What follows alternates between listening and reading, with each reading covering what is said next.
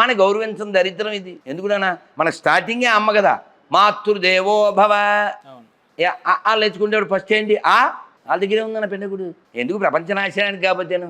ఇప్పుడు వాళ్ళ మతాలు పుట్టి ఏదో 1400 2000 కదా. ఈ 2000 సంవత్సరాల్లో ఎన్ని కోట్ల మంది చంపేశారు వీళ్ళు వీళ్ళ మతం కోసం. చంపేసారా? అట్లా చంపలేదా?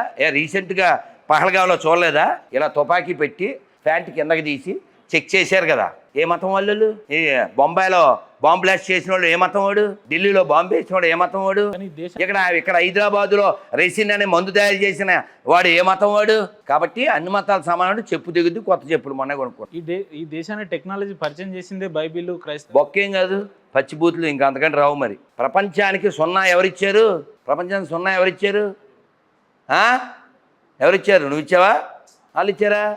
మనమే ఇచ్చింది. అవునా? సున్నా లేకపోతే మిగిలిన సున్నాలు వస్తాయా? మిగిలిన సున్నాలకు వాల్యూ ఉంటుందా? ప్రపంచంలో మూలం, ప్రపంచానికి ఏ మూలమైనా భారతదేశం నుంచే వచ్చింది. ఇది వాళ్ళే ఒప్పుకున్నారు. అర్థమైందా? ఎక్కువ మంది సైంటిస్టులు అందరూ కూడా బైబిల్ని బిలీవ్ చేయని వాళ్ళే. అర్థమైందా? ఇది బైబిలు సైన్సు అసలు సెన్సే లేదు బైబిల్లో. సైన్స్ ఎక్కడ ఉందన్నా? ఇప్పుడు నువ్వే చెప్పు. ఒక విశాలత్వం లేనప్పుడు ఏ మతం అయితే ఏమిటి నాన్న? ఇప్పుడు ఒక హిందువుగా నీతి లేనివాడు హిందువు అయినా సరే వాడు వేదవే అని నేను చెప్పాను. ఈ మాట చెప్పించు. చెప్పలేరు. ఈ మాట చెప్పు. మానవత్వం లేని ఎదవా హిందువు అయినా వాడిని బాయ్కాట్ చేయాలి నేను చెప్తున్నా. క్రైస్తవంలో మానవత్వం లేదా? ఆ మాట చెప్పను నువ్వు కనీసం చెప్పరాదు. ఇంతెందుకు, నీకు ఇంకో శాంపిల్ చెప్తాను. ఇక్కడ ఒక ఫోటో పెట్టు. రాముడు లేకపోతే పోనీ భగవద్గీత, బైబిల్, ఖురాన్ 3 పెట్టు. 3 నేను సాష్టాంగం చేస్తా.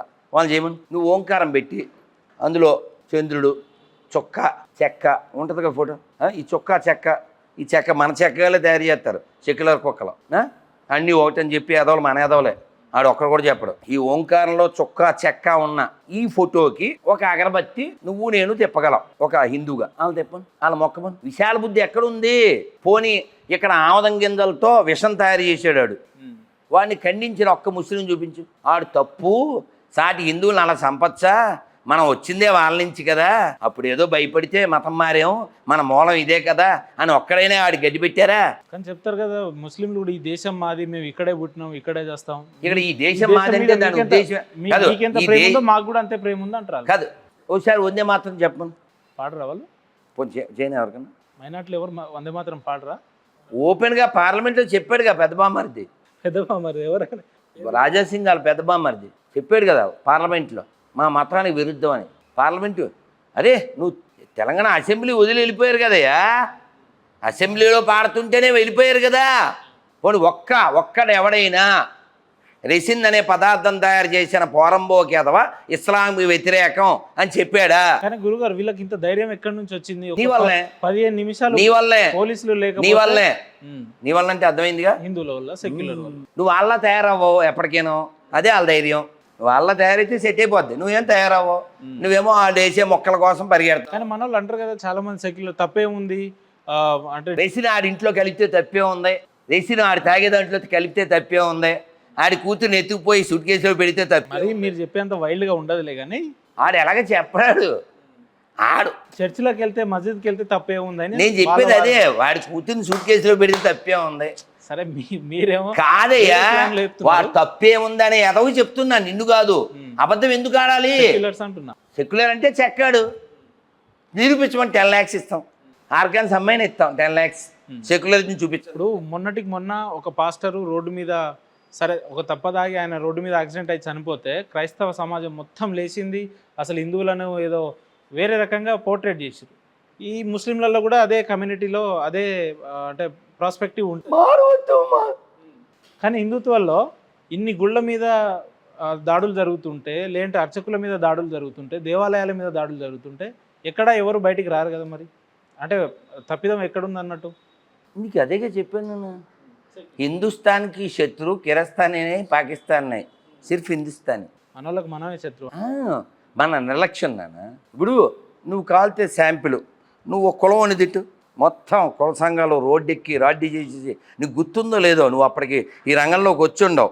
ఎప్పుడో పాపం మన చాగంటి గారు ఏదో సామెత వాడారు నాన్న. అంతే.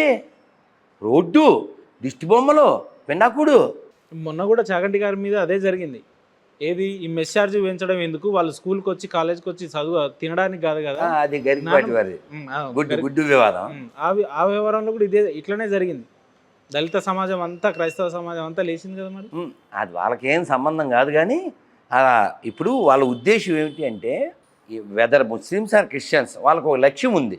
వాళ్ళు ఆల్రెడీ డిక్లేర్ చేశారు, ఈ దేశం మొత్తం క్రైస్తవం కావాలనేది వాళ్ళ ఉద్దేశం. ఇది బైబిల్ దేశం చేస్తామని పాస్టర్లు మాట్లాడారు, ఇది ఇస్లాం దేశం చేస్తామని వాళ్ళు మాట్లాడారు. కాబట్టి హిందుత్వ నాశనం కోసం వాళ్ళు కష్టపడుతున్నారు. అలా కష్టపడతారు. కానీ హిందువులు చెప్పగలుగుతారా భారతదేశం హిందువుల దేశం చేస్తామని? ఇది హిందువుల దేశమే. ఇక్కడ ముస్లిమ్స్ క్రైస్తవులు కూడా హిందువులే. వాళ్ళు మర్చిపోయారు అంతే. ఇప్పుడు నువ్వు మాట్లాడేవా? ఎవడు కొడుకాడు? మల్లేశ్వర కొడుకేనా? నిన్న ఆడెవడో మాట్లాడాడు, ఆడ ఆంజనేయులు కొడుకు. ఎవడ పుట్టాడు వీళ్ళు? ఇప్పుడు ఎవడ కాడు, ఆడు ఏదో పెద్ద బ్రిటిష్ వాడు పుట్టినట్టు ఫీల్ అవుతున్నాడు. అజ్ఞానం అంతే. అజ్ఞానం, మూఢత్వం, అవినీతి, ఈ దరిద్రం ఎడారి మతాలు. నువ్వు ఎడ్యుకేట్ చేస్తే పోద్ది. నువ్వు వచ్చే తరాన్నన్నా నువ్వు కాపాడితే పోతుంది. ఇప్పుడు కేకే మహమ్మద్ గారికి బుద్ధి ఉంది కదా, బిస్మిల్లా ఖాన్కి బుద్ధి ఉంది కదా, అబ్దుల్ కలాంకి బుద్ధి ఉంది కదా. ఆ బుద్ధి వీళ్ళకి కూడా రావాలని కోరుకోవడం అంతే. ఏముంది? సింపుల్. దాని పెద్ద విషయం లేదు.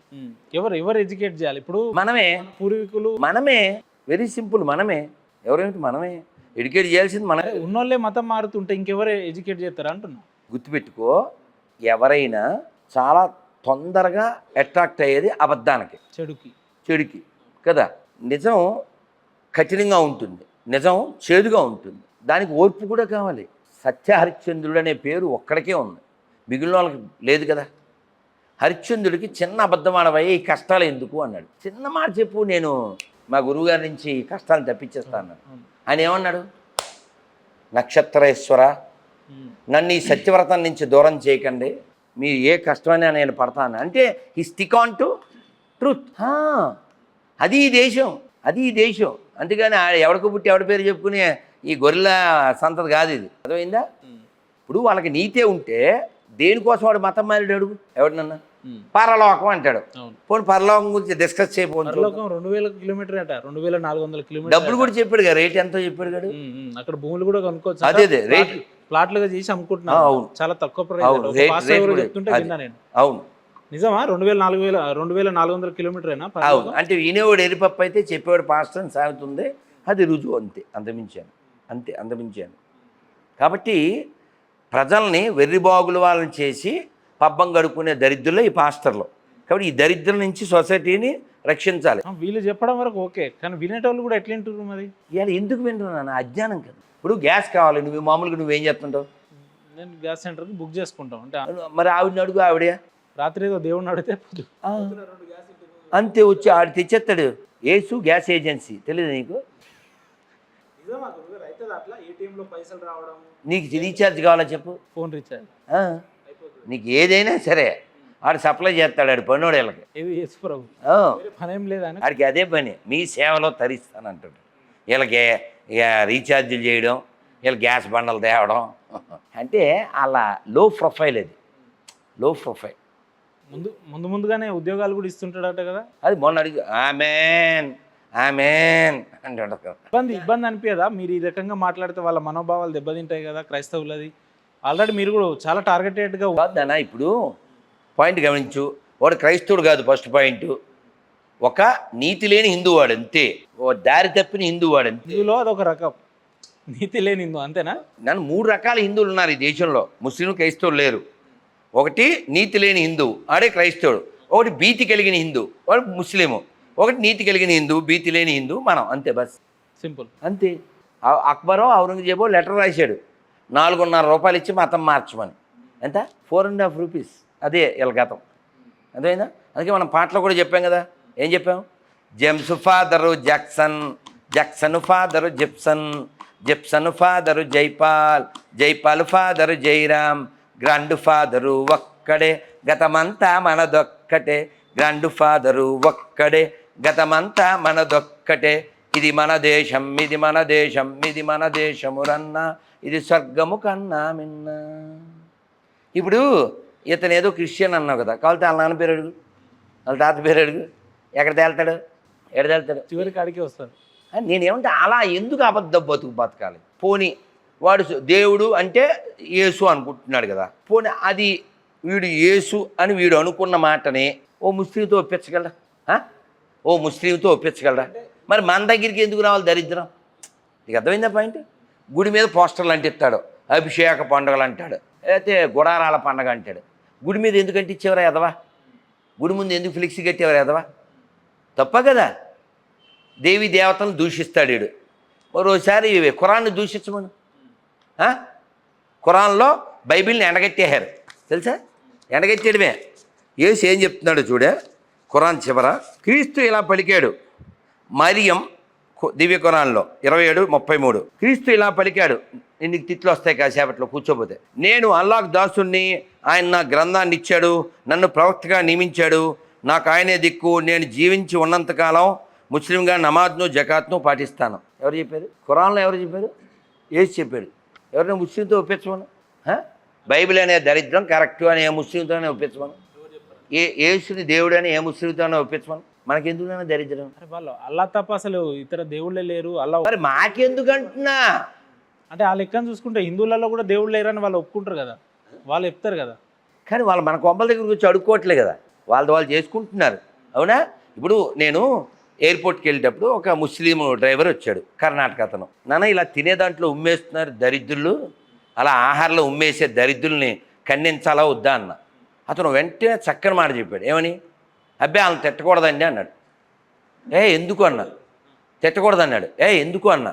ముస్లిమ్స్ కాబట్టా అన్నా. ఏమని? తినేవాడు తప్పండి, ఆడి తప్పే ఉంది అన్నాడు. వెరీ గుడ్ రా బాబు. మరి అవునా కదా? ఉమ్మోయడం వాళ్ళ జన్మహక్కు, పుచ్చబోయడం వాళ్ళ జన్మహక్కు. ఇంకేదైనా కలపచ్చు. వాళ్ళ మతం, వాళ్ళ గ్రంథం, వాళ్ళ ఇష్టం. ఒక లేడీ చెప్పింది, అవును మేము వస్తాం అని చెప్పింది ఆవిడ.